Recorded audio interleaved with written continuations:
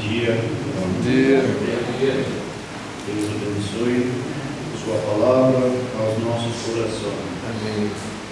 Mateus, capítulo 4, apresenta as tentações do nosso amado Salvador, e ele foi conduzido a um lugar bem alto, de onde ele viu todos os reinos do mundo e a glória deles.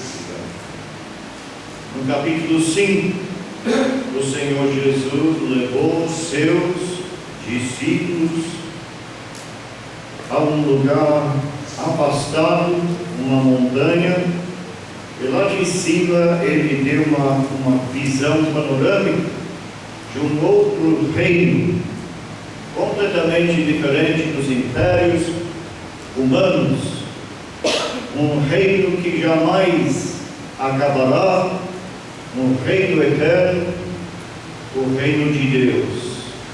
Então Mateus faz um contraste no capítulo 4 e no capítulo 5 com os reinos e impérios humanos que se finalizam e o reino de Deus que dura para sempre. O nosso amado Salvador há de reinar um dia. Louvado seja Deus. Jesus é rejeitado, o mundo não o quer. Recusa com orgulho seu rei reconhecer. Mas ele há de estabelecer um reino um dia, e ele reinará com justiça. Então, no capítulo 5, o Senhor Jesus apresenta os cidadãos do reino de Deus, mostrando as características deles, e vamos observar por alguns minutos o que a palavra de Deus enfatiza sobre as qualidades que Deus valoriza muito.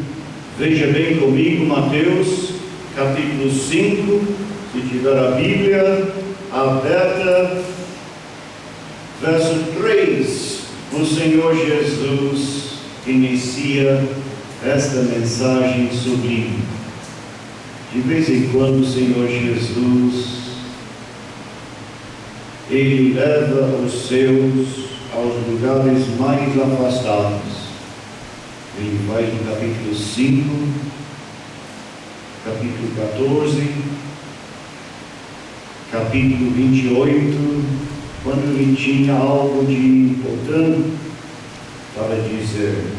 Bem-aventurados os humildes de espírito, deles é o reino dos céus. Os pobres de espírito, como diz uma outra versão, os humildes de espírito, um dia irão participar do seu reino. É interessante que cada um dos 4 evangelistas, Mateus, Marcos, Lucas e João, apresentam as perfeições do nosso Salvador. Veja bem, se tiver a Bíblia aberta, como Mateus inicia seu evangelho.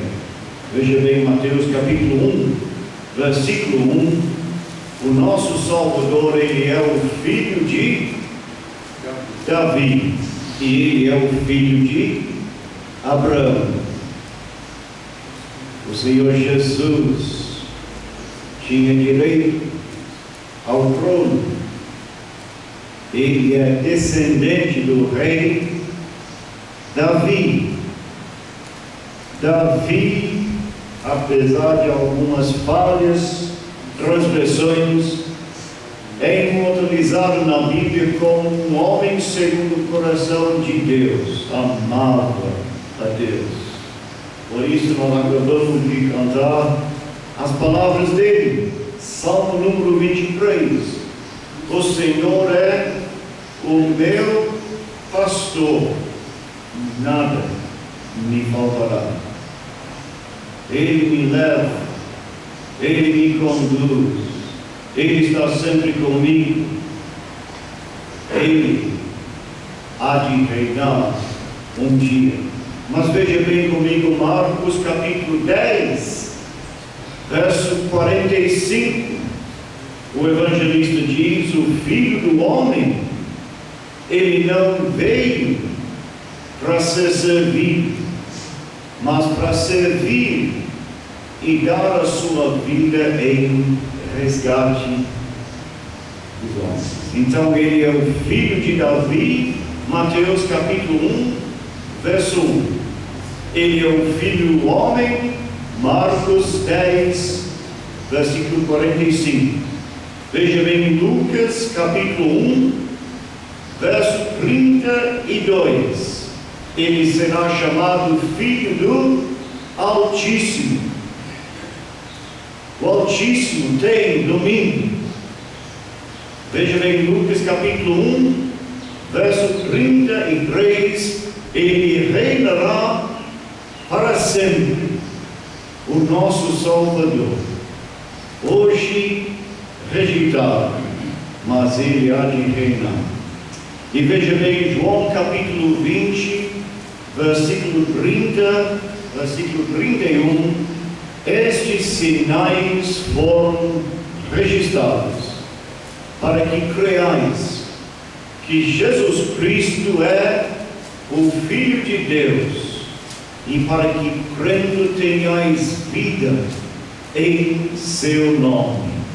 Filho de Davi, Filho do homem, Filho do Altíssimo, Filho de Deus, o nosso Salvador. Ele é incomparável. Ele está iniciando os seus ensinos aos seus discípulos. E ele começa assim: bem-aventurados os humildes, deles é o reino dos céus. Agora veja bem comigo o que a palavra de Deus está enfatizando. Hoje na ceia do Senhor, celebrando a vida do meu amado Salvador, eu não podia lembrar de nada, absolutamente nada da minha vida que seria aceitável ao meu Salvador na primeira reunião da semana. O que chamava a minha atenção hoje na ceia foi essa verdade: eu não sou digno de, não posso me gloriar em nada, absolutamente nada, dos meus esforços, qualidades, ações, penitências. A única coisa que eu podia lembrar hoje na ceia é que Ele é digno.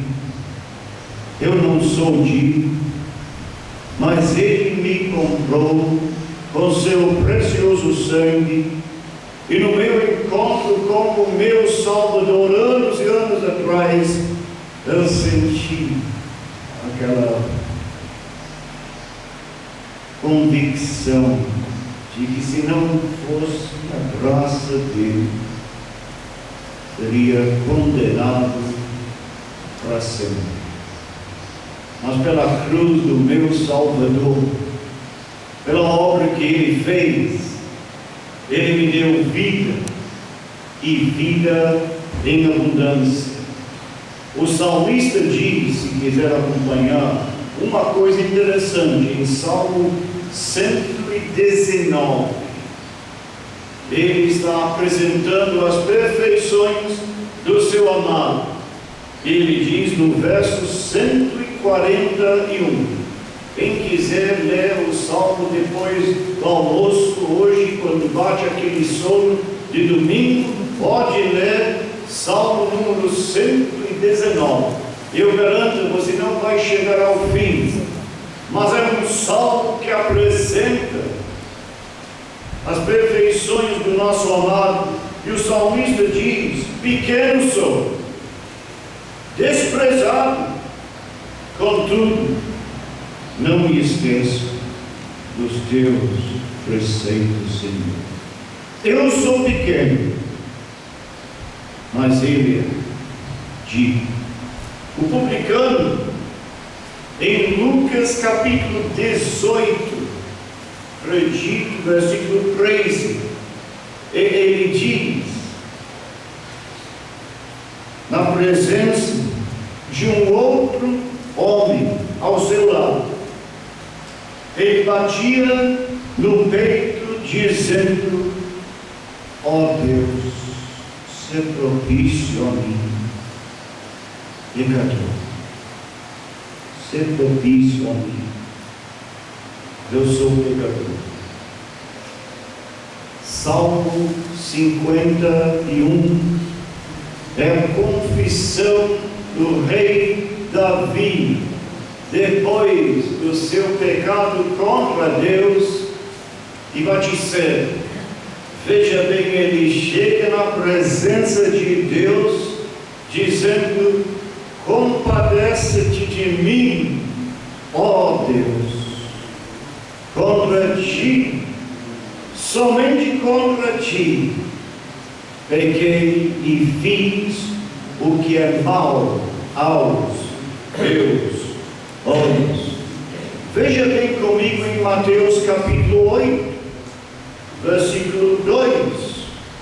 Um leproso, o Senhor Jesus já está descendo da montanha, uma multidão seguindo, e um leproso que tinha aquela doença contagiosa, horrível, que deformava a aparência do sofredor, o homem marginalizado, conseguiu chegar perto do Senhor Jesus, que não desprezava ninguém, e ele disse: Senhor, se quiseres, podes purificar-me, se quiser, mas eu sou leproso, pecador, perdido.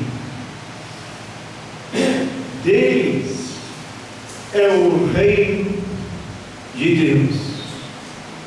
Ele nos comprou, Ele nos deu vida, Ele nos tirou do lamaçal do pecado, Ele é fiel, as promessas dele são infalíveis, como diz Lucas no capítulo 1, versículo 37. Não haverá impossíveis para Deus em todas as suas promessas. Cada um dos 4 evangelistas usa vários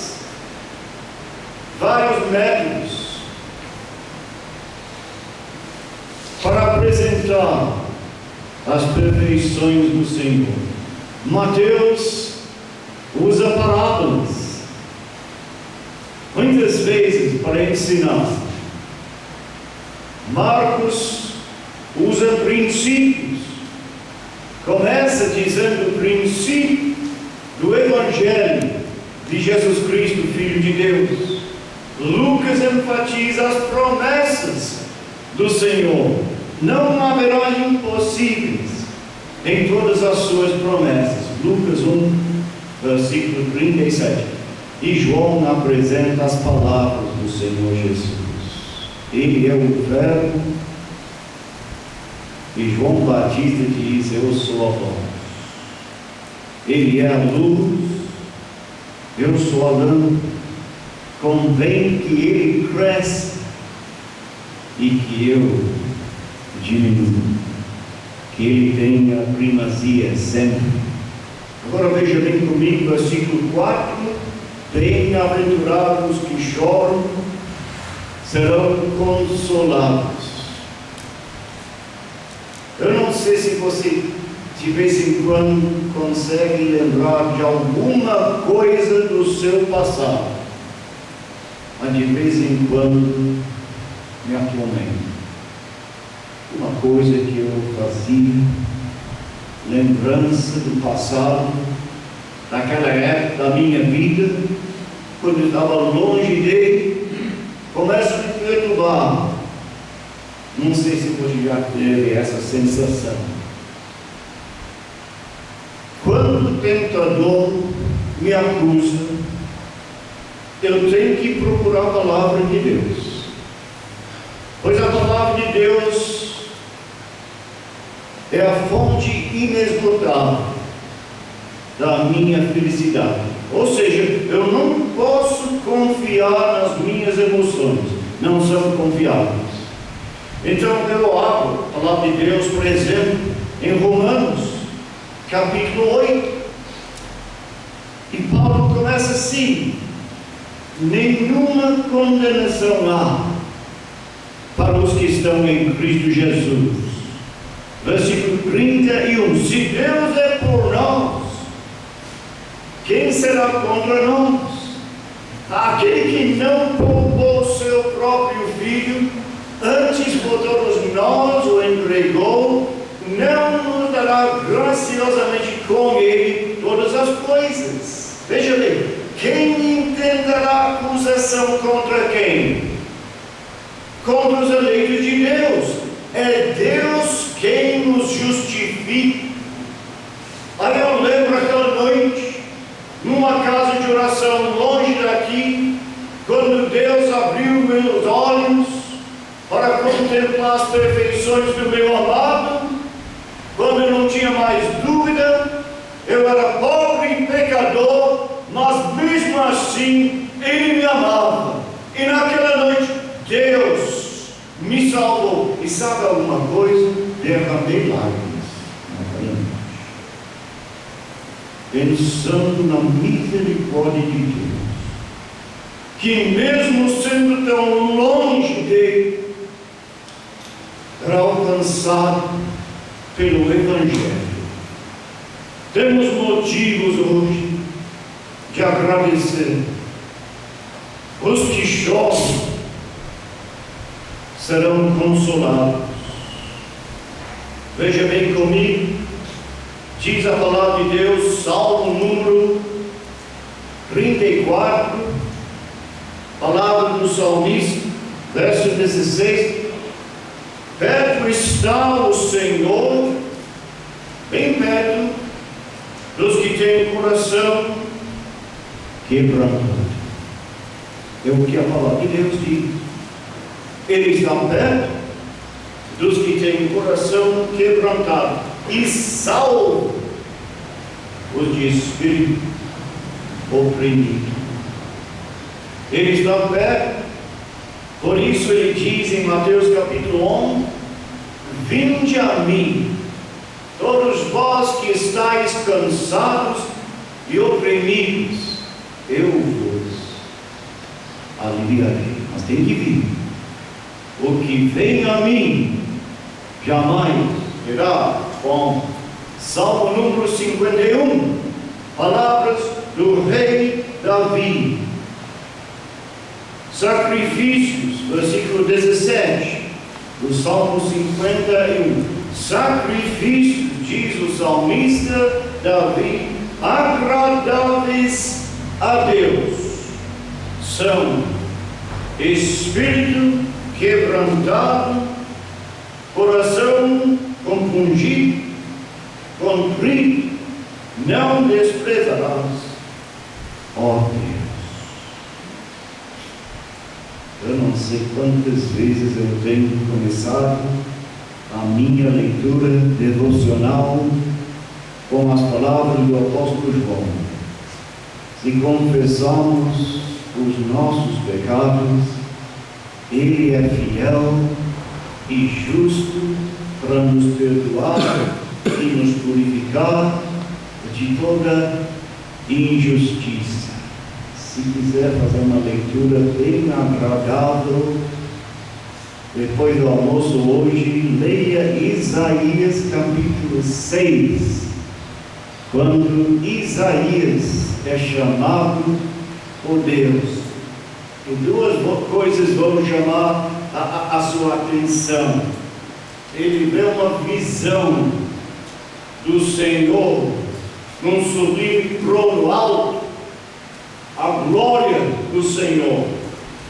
E a reação do servo de Deus diante da grandeza, da glória do Senhor é impressionante. Ele clama: ai de mim, estou perdido. E muitas vezes eu tenho chegado na presença de Deus dizendo: ai de mim, Senhor, estou perdido. Ou como diz Paulo em Romanos capítulo 7, desventurado o homem que sou, quem me livrará? Ou como diz Simão Pedro em Lucas capítulo 5, Senhor, retira-te de mim, sou homem pecador. Você já sentiu esta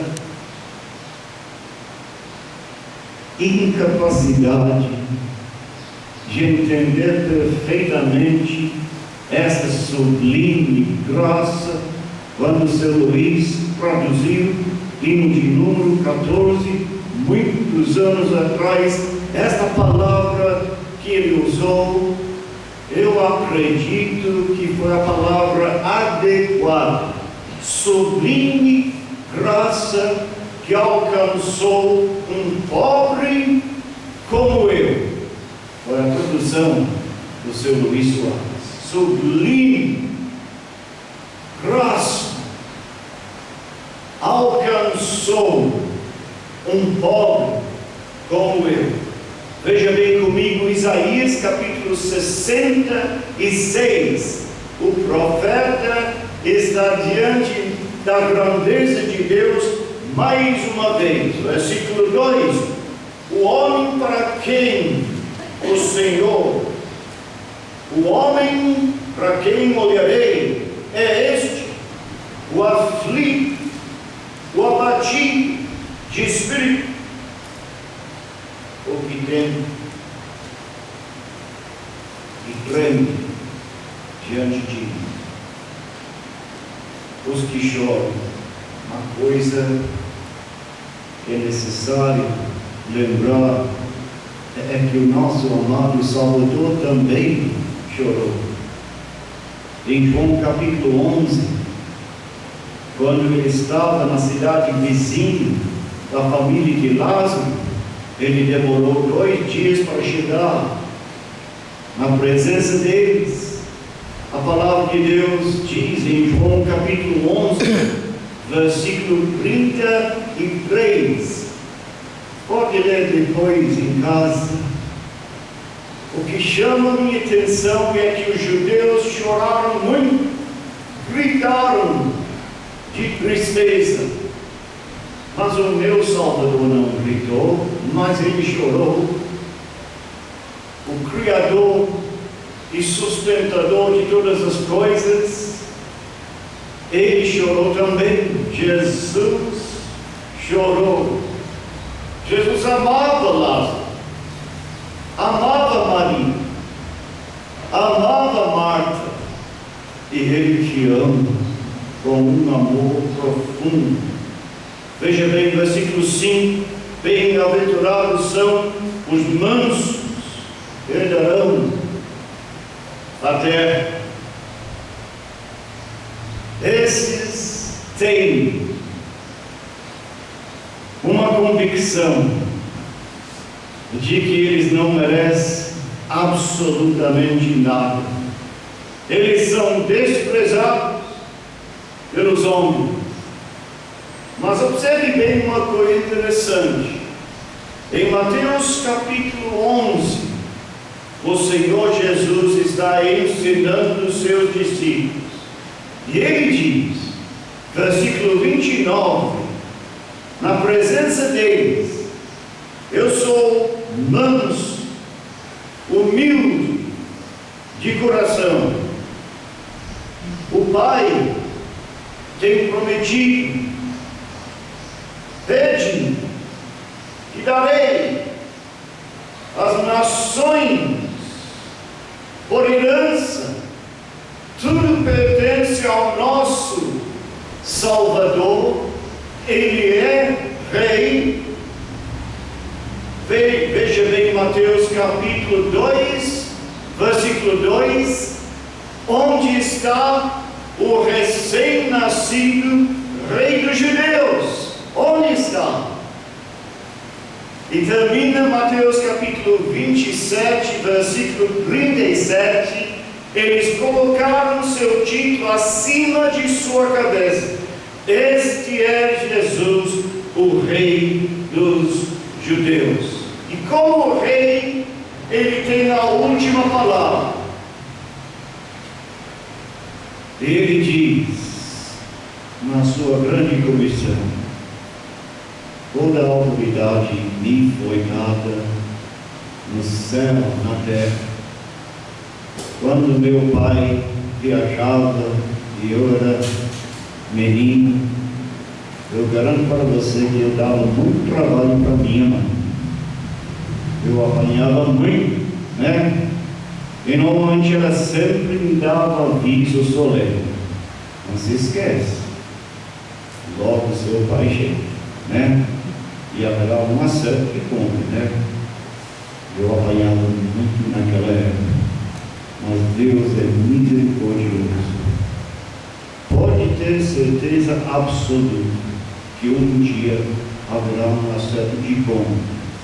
Ele diz, toda a autoridade me foi dada no céu, na terra. Ide, fazei discípulos de todas as nações. O tempo está se esgotando, mas eu queria que nós chegássemos no versículo 6. O Senhor Jesus está apresentando sublime promessas, verdades. Bem-aventurados que têm fome e sede da justiça serão fartos. O Anderson, um grande amigo meu que pregou ontem à noite, ele enfatizou na sua mensagem que hoje em dia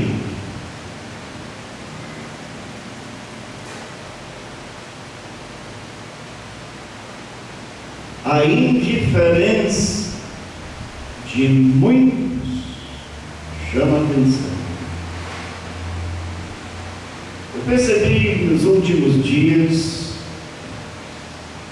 que um dos discípulos do Senhor Jesus nunca chegou a dizer na presença dele, Senhor. Nunca chamou Jesus Cristo Senhor. E o Senhor Jesus falou a respeito dele, o coração está longe de mim. Nunca adorou o Senhor, nunca o chamou Senhor, ele é o traidor. Mas eu acredito que ele conseguiu dar a impressão de que ele estava perto do Senhor, mas ele estava longe do Senhor. Eu sei que Simão Pedro tinha suas falhas, eu também tenho. Mas Lucas capítulo 22, versículo 54, se não me falha a memória, diz: Simão Pedro seguia de longe, já não estava mais perto dele. A minha presença na casa de oração no domingo não representa nada se meu coração está longe dele. E o Senhor Jesus ensina em Mateus capítulo 5 e 6 que se eu tiver alguma coisa contra o outro irmão em Cristo, a minha oferta também não vale nada, pois Ele conhece e sonda o meu coração. Senhor, Tu me sondas, me conheces, sabes quando me assento, quando me levanto, de longe penetro os meus pensamentos, caminhos. Ainda que a palavra me não chegou à língua, Tu, Senhor, já conheces tudo. Ele me conhece. Mas a mulher samaritana, em João capítulo 4, versículo 29, acredito eu, ela disse aos homens da sua cidade: vinde comigo, veja um homem que me disse tudo quanto tenho feito. Aí eu fico pensando, se os irmãos da igreja da Pauliceia soubessem toda a minha história e todos os meus pecados fossem escritos na parede da igreja hoje, eu teria vergonha. Mas Ele me conhece. Senhor, Tu me sondas, me conheces todos os meus caminhos, meus pensamentos, minhas palavras. Bem-aventurados que têm fome e sede de justiça, serão fartos. O que vem a mim jamais terá fome. Já percebeu no Evangelho segundo João? É como se fosse uma sequência, né? O que vem a mim, capítulo 6, jamais terá fome. Capítulo 4, a água que eu lhe der nunca mais terá sede, será uma fonte de água.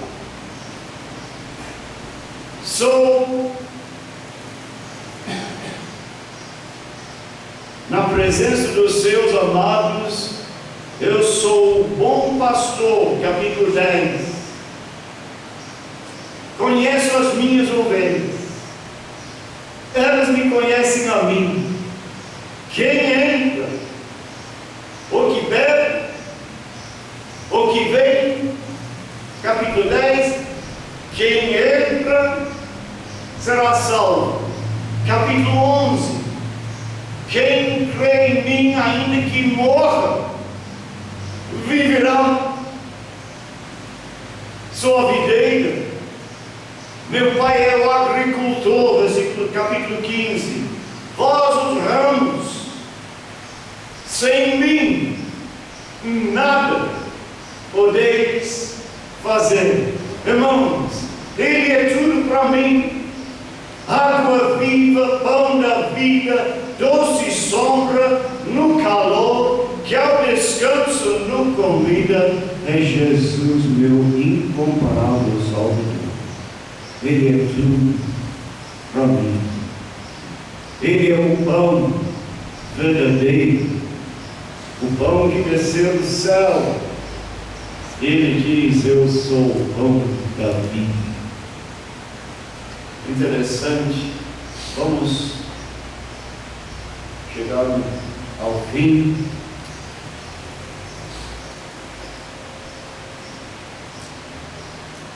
E o apóstolo Paulo nos ajuda nas suas cartas.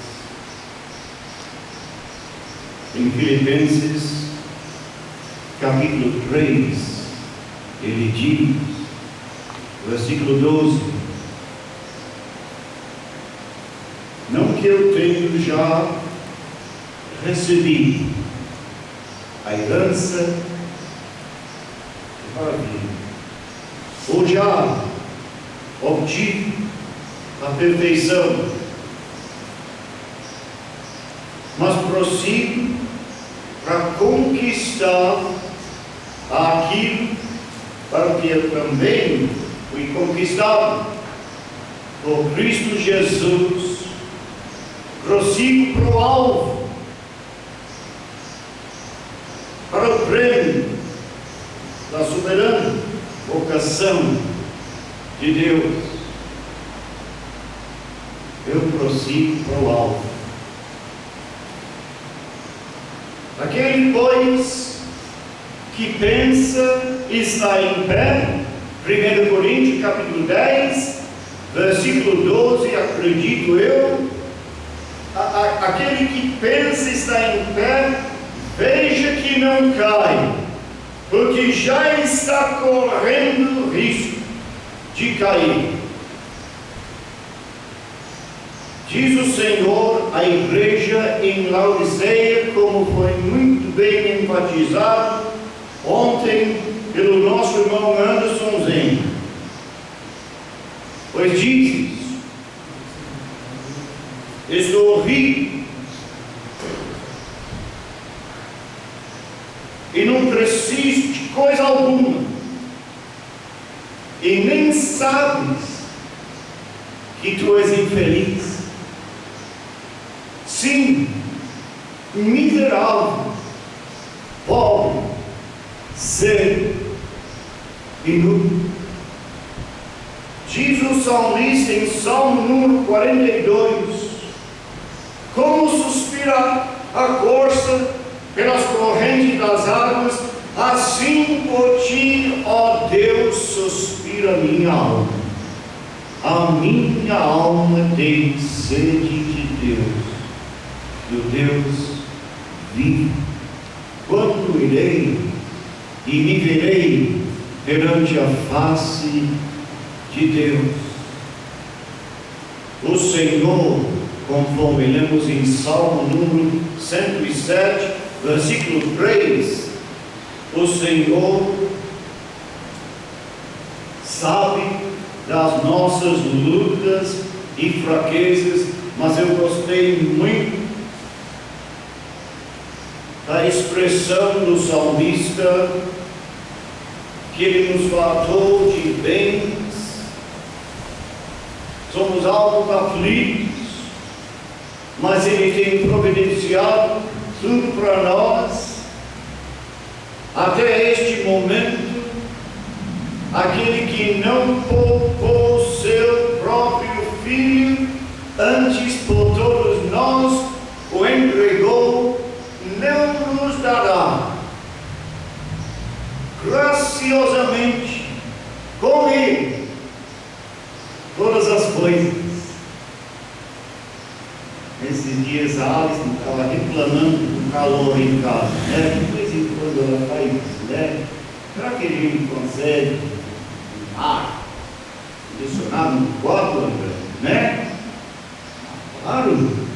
Quanto custa, né? Aí normalmente a conversa calma, né? Mas de vez em quando ela gosta de insistir, né? Você não sabe que não é fácil, né? A vida conjugal. Aí tem aquela conversa, né? Quanto custa? Ela falou para mim: não, André, é Black Friday, eles dão um desconto se compramos na sexta-feira, né? Vamos comprar, né? Vamos para o centro, né? Aquele calor insuportável, né? Vamos para o centro para ver, né? Eu não gostei muito dessa conversa, eu tenho que confessar que eu não gostei nem um pouquinho, né? Mas depois de alguns dias, ela conseguiu me convencer do valor, né? A vida é assim.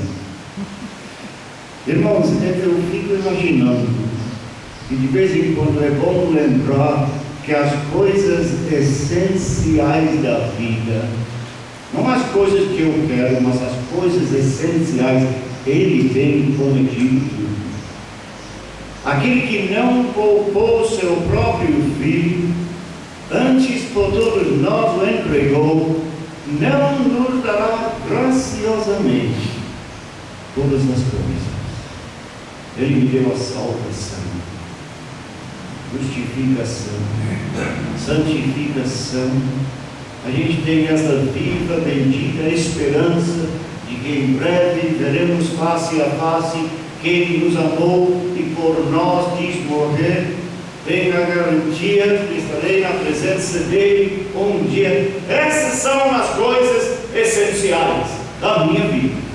Ele tem prometido e o Senhor é fiel para cumprir. Que Deus abençoe sua palavra aos nossos corações.